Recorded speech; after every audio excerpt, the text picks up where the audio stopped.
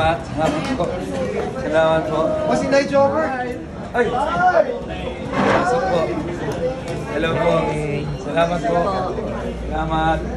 Sino idodonate? Kanino? Pagpapatayo ng mga dialysis at diagnostic center. May mga napatayo na ako. Ilang po? 10 po. Pero dito pa sa labas. So may 4 pa sa labas. Po. Ano yun? Auction ba yan?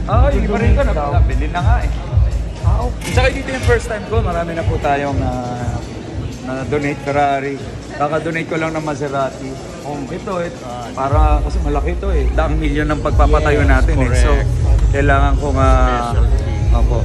Saan mo planong paggawa yung within Manila? Nakapagpatayo na tayo sa na-groundbreaking na ako sa Sampaloc the other day. Okay na while waiting. So personal car collection mo to? Opo, most of them. So ngayon ilan siya? 10? 10 po ito, 10 Pero may nauna na luxury sabi mo. supercars. Marami na pong nauna. May nabenta na akong Ferrari, may nabenta rin Maserati. Yung Maserati ko na-donate na natin sa PGH para maitayo ng bone marrow transplant facility para sa mga cancer patients. Nung pandemic, nagbenta na rin tayo ng Ferrari. Pero ito po yung pinangako ko na itutulong natin kasi before meron tayong na-interview tayo sa isang show kung saan pinakita ko na po ito lahat eh. Sabi ko lahat nito sobra-sobra na yung binigay sa akin biyaya. Itutulong na lang po natin sa mga kababayan natin. Nawala na itatayo yung dialysis center? Sa Maynila po. Sa Maynila. Saan doon? Sa Sampaloc, na groundbreaking na po tayo. Tapos sa Sampaloc po, kung saan ako lumaki sa Maynila. Ngayon, yung mga susunod sa Tondo, kung magkakaroon tayo ng pagkakataon at nanalo tayo, nabihiyaan tayo, matatayuan natin pati lahat. Kasi Quiapo, Santa Ana, Pandacan, Ermita, Intramuros, lahat ng mga malalaking lugar sa Maynila para yung mga tao hindi na pumunta sa malala at mamasahe pa. Meron na silang mapupuntahan sa mga lugar nila. Sir, all properties, bakit coins? Pandami. Sobra po. Biniyayaan tayo ng sobra-sobra. At hindi naman siya nagagamit. Sa tingin ko, mas mapapakinabangan siya na mas marami nating kababayan. Yan, like yung bawat isa dyan, gaano lang ilang beses mo na nagamit? Yung iba nagamit ko, yung iba hindi ko nagamit. Alin ang favorite mo dyan? Ha? Favorite ko? Ito po, SB to eh. Okay. Lamborghini Aventador SB. So, kapangalan, nagkataon. At pangarap ko siya dati, nung bata ako, nung nag-uumpisa ako. Kaya, yan, ito yung isa sa mga paborito ko. Actually, lahat naman to magaganda eh. So, Magkano po yung expected na? more than 200 million. Wow. Hindi naman kikitain yung may release natin, mga 200 million may get na pwede makapagpatayo ng mga diagnostic and dialysis center. Actually, meron na tayo mga mobile clinic eh. Yung mga mobile clinic na to, merong mga mobile clinic na meron tayo, meron ng mga x-ray machine, ultrasound, ECG, kung saan umiikot na to sa iba't ibang lugar ng Maynila para magbigay ng serbisyo. So hindi naman to yung una. Ginawa na ho namin, pandagdag lang po ito. Dadagdagan lang natin. Kasi nga, ang laging hinihiling sa atin at binubulong ng mga kababayan natin, ang hospital, pampacheck, pambili ng gamot. Meron din kaming mobile butika kung saan araw-araw umiikot, nagbibigay ng libreng gamot, maintenance medicine para sa lahat ng mga kababayan natin. So, nagdadagdag lang. Siyempre po, kailangan natin ng pondo kasi yung mga ginagamit ko, sariling bulsa. Pinambili ko ng SB Mobile Clinic, pinambili natin ng mga mobile butika. So, lahat po yan, tinutulong lang natin at dadagdagan natin. Yung mga doktor, Sam, yung mga doktor na nag-aano dyan? Ayun, siyempre may bayad din, may volunteers. May binabayaran. Siyempre, may mga pamilya rin yan. Hindi naman pwedeng pro bono or libre yan. So, may konti lang. Hindi naman sila naniningil na malaki. Sa mahirap din ba on your isipan na kasi syempre love mo tong mga sasakyan, nabibitawan mo na sila? Matagal na po ito. Actually, tinutupad ko lang yung pinangako ko dati. Actually, ngayon gusto ko pakita sa inyo eh. May konting video, yun yung interview ko sa buhay ko. Pagkapanood yun nun, sasabihin ko kung bakit ito yung ginagawa natin. Tinutupad lang natin yung pangako na sinabi ko dati. Kasi sabi ko basta may sinabi tayo, tinutupad naman natin.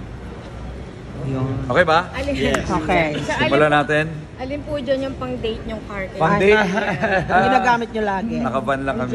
Ay, alam Nakaban lang ko. kami. Oh, hindi kami nag-sports car. Pero saan na siya dyan nakasakay? Kung ano. Ha? Parang Alin ano, dyan isa na lang. nasakyan na? Alin? Yun, yung Rolls Royce yata. Nagamit namin one time. Wala na yung pingka. One last, gaano mo katagal inipon? Gaano katagal na Ito? ipon mo ganyan? Siguro mga ano, 10 taon. All sa ano, Sakto lang. Ano na to, na auction na lahat? Ilan pa ma-date ng cars mo? Meron pa naman mga pang-service natin, pang araw-araw. Kung natatandaan mo ba nung umaasenso pa na ano ang unang Porsche? BMW. Agad-agad? Umaasenso. Ano yung galing sa ano or? Sarili ko mong ano yun. Nung 21 ako, doon ko unang sinimulan yung pagnenegosyo. Nung 22 years old ako, nabili ko yung very first kinda luxury vehicle nung panahon na yun. BMW. Wala, nabenta na. Nabenta na. Kasi naluma na rin yun eh. So nung naluma na, marami Bili nang ng sira. bago. Benta, bili ka ng bago. Ito naman eh, they've served... Ha? Oh, yeah. At yate? Ay, ate, meron. Bakit kotse? Kotse, galing tayo sa wala, nangarap din tayo. Una, pangarap mo, magkaroon ng sasakyan. Nung nagkaroon ng sasakyan, mas magkarang sasakyan. Mga bahay. Bilang kuya, akin na bigay yung responsibility na alagaan ng mga kapatid ko, protektahan sila. Ako din yung naging role model and example para sa kanila. Lumaki ako sa amin na yung magulang ko nakita ko araw-araw araw-araw may nakahabol ng mga bayarin. Doon ako nag-isip kung may mga dapat kong gawin para makatulong sa pamilya ko. Dahil nakita ko yung sipag at hirap nila sa pagtatrabaho. Laging sinasabi ng mga magulang ko, wala kami ipapamana sa iyo na ipapamana lang namin sa iyo gusto mong pag-aaral. Pag sumikap ako mag-aaral, pinili ko maging the best. Sumanong bata ako sa ko, kailangan gawin ko sa lahat ng bagay na gagawin ko. So, simula yun sa pag-aaral ko, naging valedictorian ko ng high school, scholar ako sa Iliman. Nagtapos po ako ng civil engineering at yun po ang ginamit ko para kapag-umpisa ng iba't ibang mga negosyo, iba't ibang klase ng trabaho. After I graduated, when I was studying for exam ko, nilapitan ako ng isang kaibigan kung gusto ko mag-try ng direct selling. So ako naman, dahil na-inspire ako sa mga stories nila, stories of success, sinubukan ko rin yung mundo ng direct selling.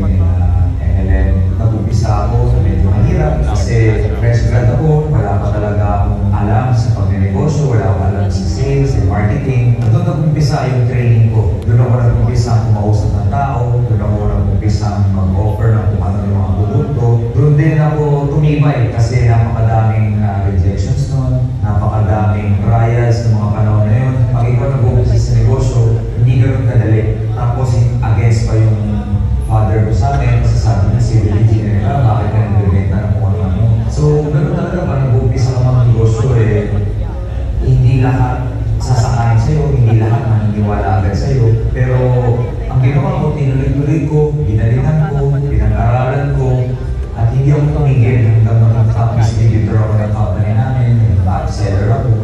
So, doon ako umpisa yung journey ko sa pag-negosyo.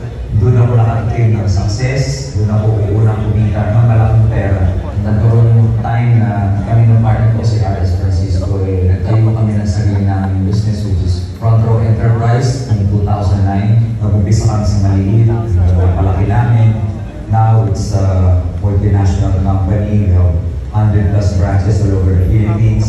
We have branches in the US, Canada, Australia, Singapore, Hong Kong, the Middle East, Dubai, Saudi, Kuwait, Qatar, all over the world in front row. We've been helping millions of Filipinos at pati na ibang mga lahi.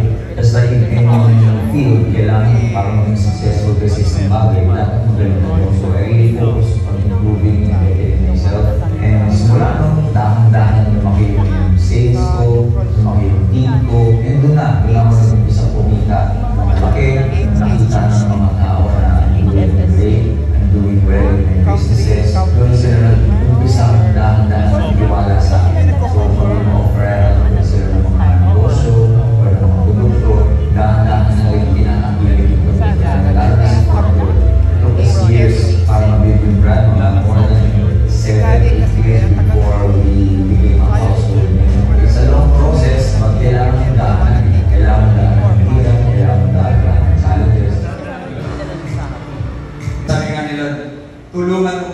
sarili mo bago ka makatulong sa iba. So, galing sa sampalok, galing po ako sa wala, nagsumikap, nag-aral ng mabuti, hanggang negosyo at awa ng Panginoon, nag-bless po tayo ng sobra-sobra. So ito po ay mga sobra sa mga biyaya na binigay sa atin na sa tingin ko, mas maraming matutulungan, mas maraming makikinabang. Sabi nila, ang tunay na kayamanan, wala naman dito sa mundo, kundi nandun sa taas. At as I always say, the true purpose of wealth is to help others, and that is what real success looks like. Maraming salamat.